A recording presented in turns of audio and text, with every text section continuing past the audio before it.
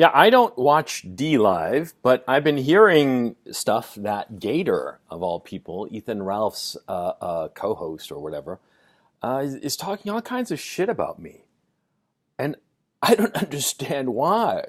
I mean, I never had a crossword with the guy. Never. And, on the contrary, I liked him. When I met him in Knoxville, I thought that he was great, and I don't have anything bad to say. And in point of fact, when we were in Knoxville, okay, let me give you a little tidbit about Knoxville. When we were there, we went to some bar one time. I forget if it was the night of the fight or the night after. I forget when. I think it was the night of the fight. And we went to this bar, and we walk in, and the guy at the door was an asshole, and he said that he carded us. Right, he carded me, which is absurd. And he carded Gaytor, but Gaytor didn't have his ID on him. And so he said that he couldn't come in and he couldn't have a drink. And, he was just being a complete dick.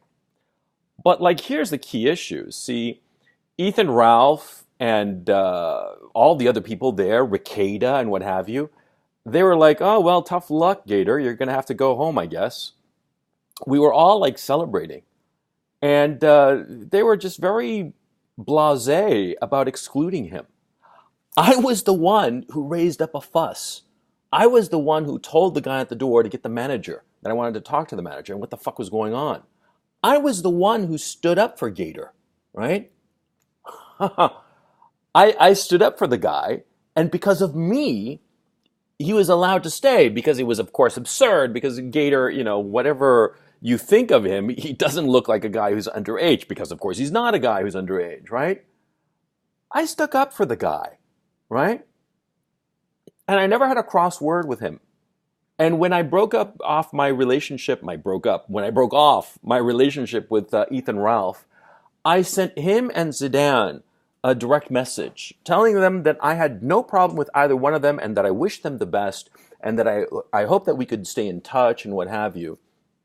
And Gaytor sent me a message back saying that I had his absolute respect. That was the term he used. That I had his absolute respect. And now, for no reason that I can fathom, he's shitting all over me, and trying to own me, trying to say that he owns me.